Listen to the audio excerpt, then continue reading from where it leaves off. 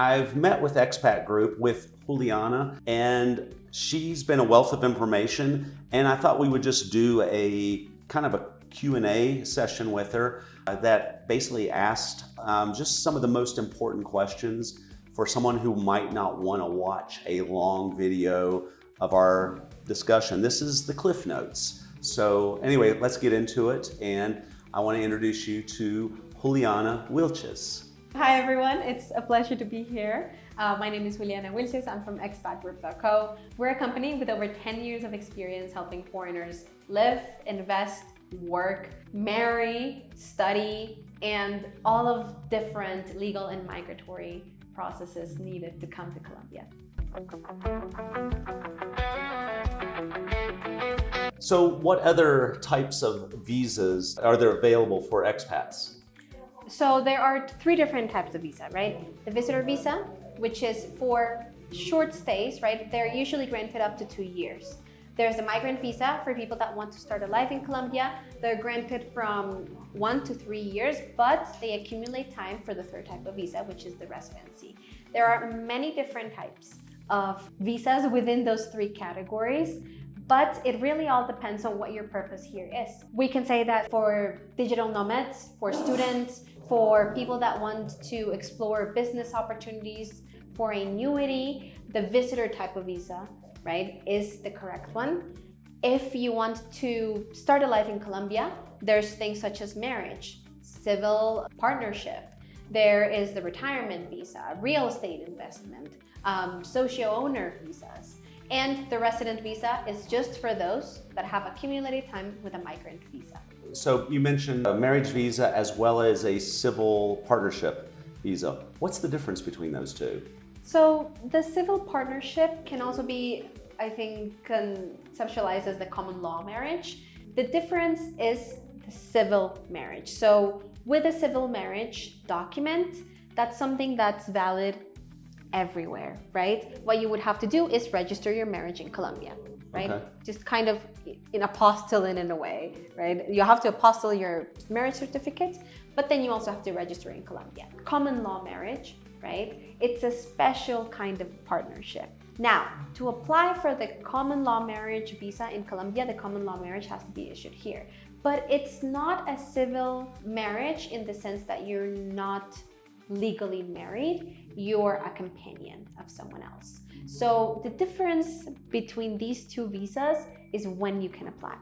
You could get married tomorrow and apply for the visa the day after.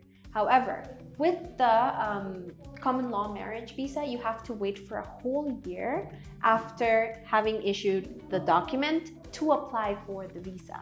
Okay. Right? That's the main difference. And the accumulated time that you need. For the marriage visa, you only need 3 years for residency. With the common law marriage, you need 5. So that's something to have in common. And the certificate for the common law marriage, which is called the Unión Marital de Hecho here, UMH for short, has to be issued in the Chamber of Commerce here or in a conciliation center. So it cannot be issued everywhere. Okay. And of course, Colombia has common law marriage. To my understanding, if you're living with somebody for 2 years, Colombia deems you married anyway. Is that correct? You still have to, for visa processes, you have to present the document. That's the most important thing. Because the visas are about show me your proof. Okay. Proof of this. Okay. So it's crucial to have those. Even if you've lived with your partner for more than 5 years, you need the document, and you need the document to be issued for 1 year. Okay. So Juliana, why do people get rejected on their visas in Colombia? So there are 3 main reasons I can tell you. The first one is when they don't meet all of the requirements stated in the resolution. This is just lack of the required documentation, right? The second one is the date of the documents. The documents that you submit for your visa cannot be issued for more than 3 months. So documents older than that, it's going to get a rejection. And the third one is discretionary power, which is the government's authority to deny or grant entrance to a foreigner to Colombia. And that's something that only the government can issue and can decide. Okay. So Juliana, what about the digital nomad visa? And what qualifies for that? I'm assuming that has to be remote work outside of Colombia. Exactly. So first thing that is the most important is working for a company that is established outside of Colombia, for a foreign company. If you work for a Colombian company, you have to apply for another type of visa. Now, if you work remote with a foreign company, there are different ways that you can show the government that you're working remotely. You can do it through a contract, right, with one company. If you're a freelancer, you can definitely show the letters of contracts, right, where the client basically states that you work for them. Or for entrepreneurs, for people that have a special project, we see this a lot with like social media presence. You can make a letter that tells the Colombian government why your project is important here. So there are 3 different ways, and all of this really depends on how you want to present yourself to the Colombian government. And I almost see like somewhat of maybe a loophole. Maybe it's not a loophole, but the idea of, let's say that you have a U.S. company yourself. Mm-hmm. You know, you're a whether maybe you're a software developer or maybe you do digital marketing, but you do it for companies outside. But you have your own company in the U.S. and that's how you're running things. In theory, that would help you be a digital nomad as well, wouldn't it? Qualify because you're working for your own company outside Colombia. When we talk about contracts with companies, right? You can be contracted by the company, or as you say, if you own your business, but a legally established business, you can definitely apply as a digital nomad as long as you show that your company has been legally established, that you're the owner of it. There's certain documentation that is required. Definitely valid. Okay. So Juliana, what are the main requirements for a Colombian visa, for that matter of any kind? Right. So apart from the specific requirements and documentation that pertains to the purpose of your visa, you are digital photograph, right? There are certain specifications for these type of photographs, but that either, if you want to apply from within Colombia, your stamp, your tourist stamp that shows the date that you entered. If you want to apply from the consulate, it's not necessary. You also need to show, for most of the visas, your proof of income, right? And this is something that the minimum amount of money requested is going to change depending on the visa. The FBI background check. It's not in the resolution per se, but it's something that the government will ask of you, so you should definitely prepare ahead of time. And for certain types of visas, apostilles and translations. So those are extra certifications for international documents. And of course, your passport. Okay. And Juliana, why would an expat, a foreigner wanting to come here, need the advice of a specialist? Well, I think that it really is about having companionship throughout a process that is very specific. So with an expert next to you, you're not only going to be able to understand the language of the country that you're applying to, in this case, Colombia. It's about understanding the language of the government.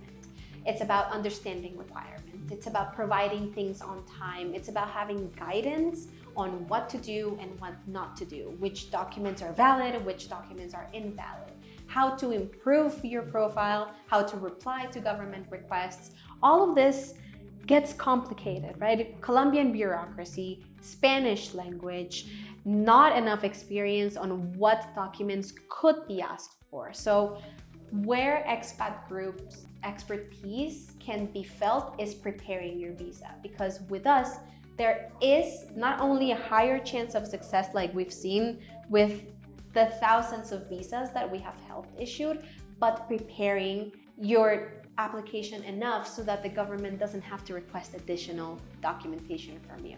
Well, and one of the other things that I've noticed when I go for my cedula, that's my only experience of dealing with the government, because you guys take care of all that other process for me. And when I go there, I find that the government workers that work there in that cedula area, that maybe only about 10 or 15% of them speak English. Exactly. And I assume that that's probably the case across the board throughout the government. So unless you're a native Spanish speaker, your chances of failing doing this yourself are really high. Yeah, it's very complicated. Unfortunately, the language barrier in Colombia can be very difficult to navigate. And we've had cases where people don't understand the requirement that the government is giving them, and it just complicates their visa, and then they have to withdraw their visa application. It complicates things more. So definitely having someone that can speak the language of the government and also speak your own language so you can have your questions answered is crucial, and it saves you a lot of time, stress, effort. Just makes everything easier. And the beautiful thing is listen to how clean her English is. And she is a native Spanish speaker. So another great reason for using somebody like this, because she can talk your language and also speak the government's language. So to me, that's what makes it worthwhile. It helps a lot, especially with more complicated cases such as real estate investments, such as business creation. The digital nomads also get caught up in that as well because the government's getting more strict with the requirements. So that not only translation, but interpretation of languages and needs is very important. So this was a wealth of information meeting with Juliana. They have so much knowledge on this process. It's probably why they did such a good job of getting my visa and renewals over the years, and why that was always painless for me. So I've really enjoyed being able to talk to Juliana and just get this information for you guys. So basically, if there's something we've missed, please ask in the comments, and we'll try to do this again to get you the questions that you have. But like I said, this is who got my visa originally, as well as every renewal. And I have no affiliation with them other than I wanted to talk to them since they're who got me mine. If you would like to know more about Expat Group, if you have your own questions, or if you want to apply for a visa with us, you can definitely reach out to us at expatgroup.co. And don't forget to hit that like button if you like this, and subscribe to the channel so you know about the next upcoming videos when they come out. Hit that bell notification so you get that notification. And also be sure to subscribe to the Passport newsletter, where we talk about all things expat. The link's in the description below. And there is also a monthly digital magazine included with that, free of charge. So be sure to subscribe to that, and we'll catch you in the next video. Take care.